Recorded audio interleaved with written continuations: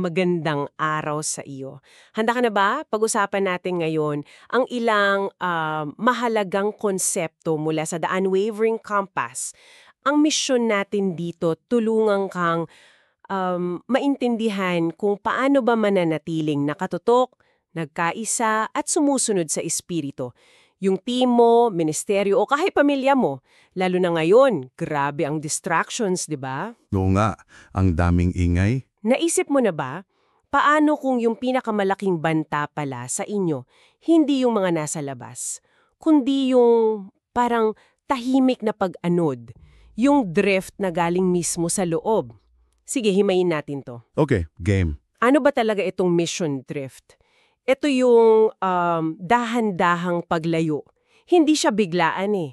Walang malakas na lindol. Tama, unti-unti lang. Madalas, nagsisimula to sa mga tinatawag na so that's. Yung mga para rin. Alam mo yun, mga dagdag na proyekto, maganda naman intention. Oo, mga good ideas na nadadagdag lang ng nadadagdag. Exactly.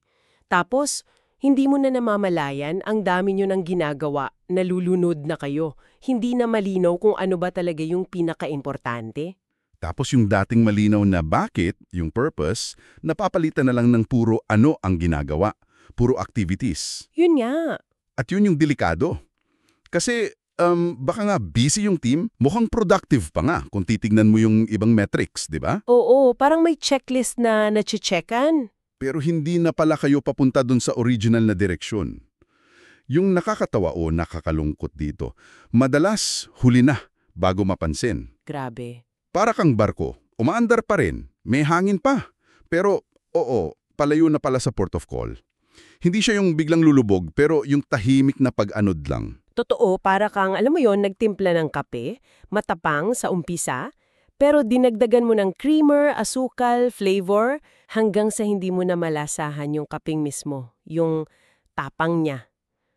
Ganon din sa mission. Ganda ng analogy. Isipin mo, yung team sobrang passionate sa umpisa, klaro yung vision, tapos dahan-dahan ang meeting, puro na lang detalye, mga bagong idea, mga urgent.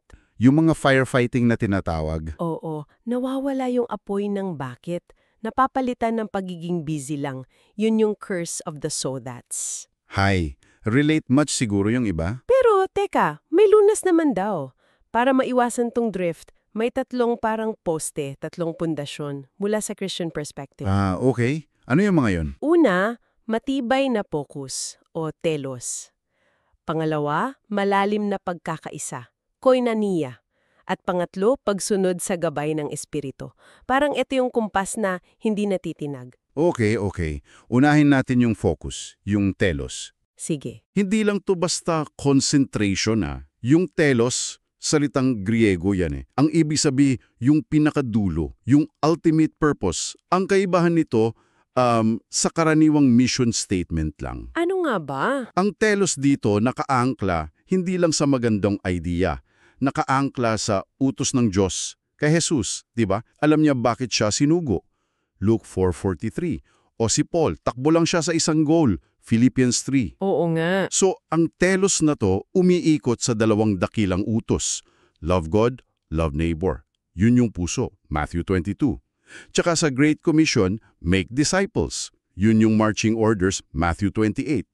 Ito yung North Star, hindi dapat mawala sa paningin. Ganda nung pagkaangkla. Ibig sabihin, kahit magbago yung methods natin, yung strategies, Pwedeng magbago yun. pero yung telos, yung North Star, hindi. Naalala ko si Nehemiah dito. Yung sa Nehemiah 6:3.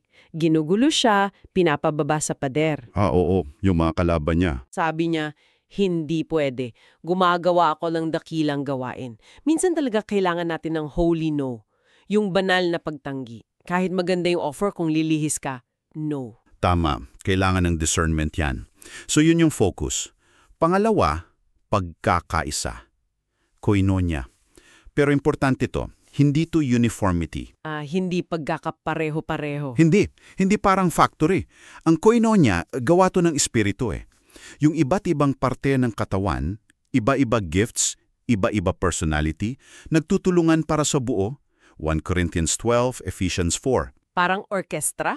Exactly. Ganda nun. Iba-iba instrumento, pero pagsama-sama, ang ganda ng tunog. Nagkakawatak-watak lang pag may inggitan, pagdududa, walang respeto sa gift ng iba. Pero paano to? Pinapalakas. Hindi naman to automatic, di ba? Hindi talaga. Kailangan alagaan. Sabi sa sources, palakasin ito sa pagsasalita ng katotohanan ng may pag-ibig, Ephesians 4.15. Balance dapat. Truth in love. Oh. Hindi pwedeng truth lang na masakit o love lang na walang katotohanan. Tapos pagtitiis sa isa't isa. Colossians 3:13. Tanggapin na may flaws tayo lahat. Practical yan. At ito pa, super practical. Iwas chismis. Iwas triangulation. Yung iba kinakausap mo tungkol sa issue mo sa isang tao, imbes na yung tao mismo. Nako, guilty minsan dyan. Tapos, pag may conflict, gamitin yung proseso sa Matthew 18. Ang goal, restoration, hindi destruction. Paghilom. Okay. So focus, pagkakaisa, ano yung pangatlo? Pangatlo, pagsunod sa espiritu. Ito yung medyo mas intangible siguro para sa iba. Oo nga, paano ba to? Kung titingnan natin yung Acts, yung unang church, hindi lang sila nagplano tapos kumilos. Sila active na nakinig, nanalangin, nag-fasting pa nga minsan para malaman, ma-discern ano ba direction ng Holy Spirit. Acts 13, Acts 16. So hindi lang puro galing ng tao. Hindi. May magandang analogy dito. Ang plano natin parang mapa. Okay yan, may direksyon. Yung governance, mga proseso, rules, parang kilya ng barko. Yung keel, nagpapatatag. Okay. Para hindi ito magilid. Oo.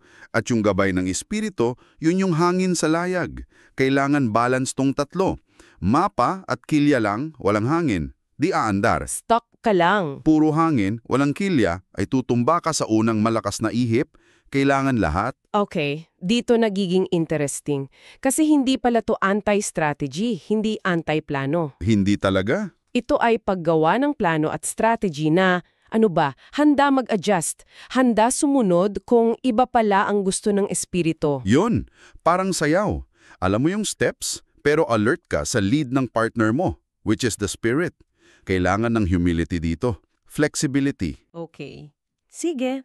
Kung ganyan kahalaga yung tatlong yan, telos, koinonia, espiritu, paano natin malalaman kung medyo nagkakadrift na kami? May mga sintomas ba, mga red flags na dapat bantayan?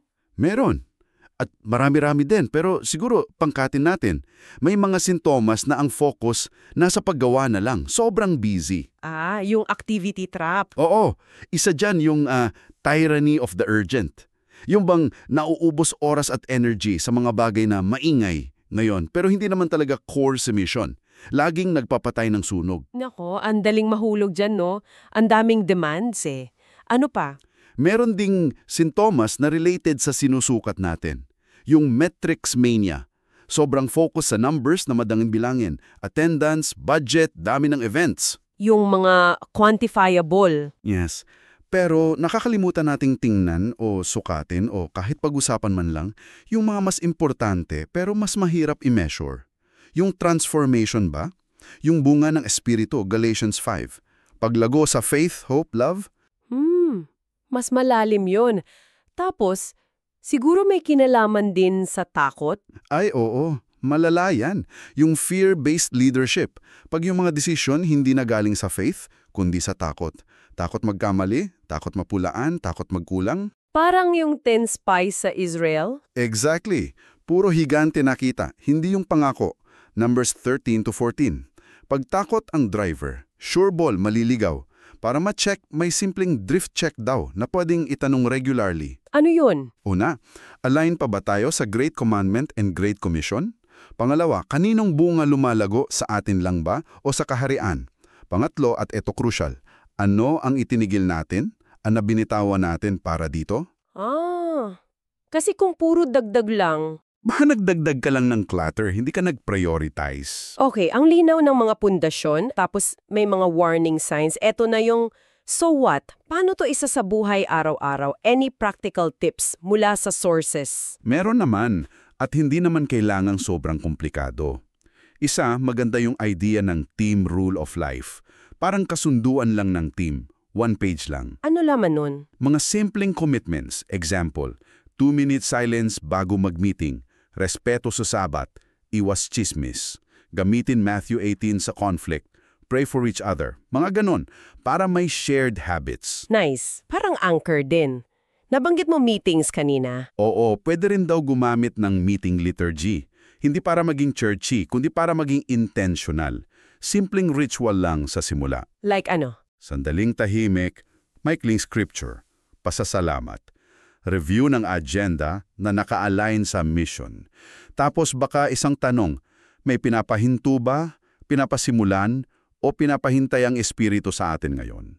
Point lang is, i-recenter muna sa North Star bago sumabak sa details. Para di makalimutan yung bakit. Okay. Sa malalaking desisyon naman. Pwedeng gumamit ng decision matrix. Simpleng guide lang na may criteria. Tulad ng, mission fit ba to? Scriptural ba? May linaw ba from the Spirit? Good stewardship ba? Anong expected fruit?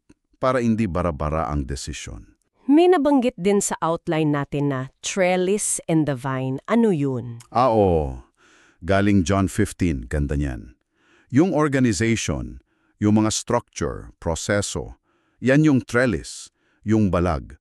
Ang purpose niyan, suportahan yung vine, yung baging, na siyang buhay natin kay Kristo, yung spiritual vitality. So kailangan pala ng structure. Kailangan, pero dapat yung trellis nagsiserve sa vine. Hindi siya yung bida at dapat tama ang sukat. Hindi sobrang higpit na sakal na yung vine, hindi rin sobrang luwag na babagsak lang. So, examples ng good trellis. Malinaw na rules, sustainable na meeting schedule, hindi yung nakaka-burnout, mga policy for Sabbath rest. Ang point, yung structure, pwedeng maging kahibigan ng espiritu, hindi kaaway. Kung tama pagkakagawa. Makes sense. At syempre, para gumana lahat to, ang laki ng papel ng leader, no? Sobra. Sabi nga, kung ano nasa loob ng leader, yun ang mahuhubog niyang sistema sa labas. Kung laging nagmamadali si leader, stressed?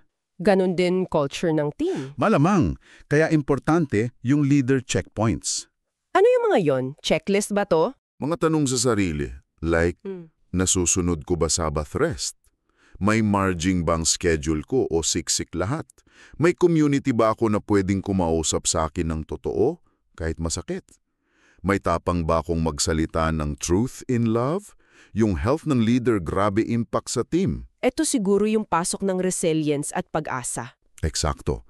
Kasi di ba leaders, members, tayo ay sisidlang lupa, 2 Corinthians 4. Marupok, may bitak, pero nandun yung treasure ng Diyos.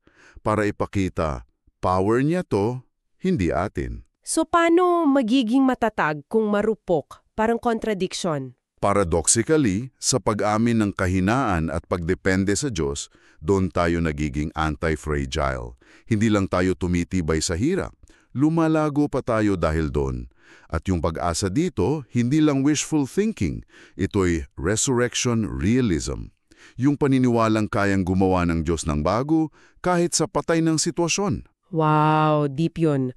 Pero, syempre, hindi madali tong landas na to. May mga kapalit, may mga challenges. Meron talaga.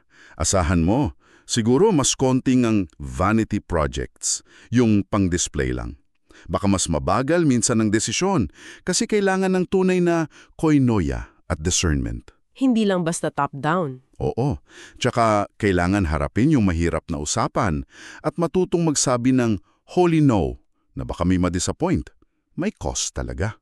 Pero ano yung pangako? Ano yung gain kapalit ng cost? Ang pangako, kalinawan, clarity na nagpapatigil sa ingay. Pangalawa, samahan, koinonia na subok at matibay. Pangatlo, ritmo, isang way of working na hindi lang coping, hindi lang survival mode, kundi co-laboring, yung pakilamdam na kasama mo si Lord sa ginagawa mo. Grabe. At kung titingnan mo, ang isang team na ganito, nakafocus, may unity, sumusunod sa espiritu, nagiging tahimik na pakatuuyan isang himala sa magulong mundo. So summarizing for you na nakikinig, nakita natin yung panganib ng mission drift. Yung tatlong haligi, telos, koinonia, pagsunod sa espiritu, at mga practical ways para maisabuhay. At tandaan mo sana, ito isang journey, hindi one-time fix. Sabi na, build the trellis that protects the vine, keep your keel deep and your sails open. Kailangan ng structure, ng mission, ng unity, at ng openness sa espiritu. Ang tatag, hindi yung di ka tatamaan ng bagyo, kundi alam mo mag-navigate, kasi kilala mo ang kapitan mo at alam mo saan ka papunta. Kaya etong final thought para sa iyo, sa context mo ngayon, team, pamilya, ministry, ano kaya yung isang so that? Isang good intention na baka unti-unti nang lumilihis sa inyo sa tunay na telos nyo? At ano yung isang maliit lang pero konkretong step na pwede mong gawin this week para itama ulit ang inyong kumpas? Hanggang sa muli nating pag-uusap, salamat sa pagsama mo sa amin.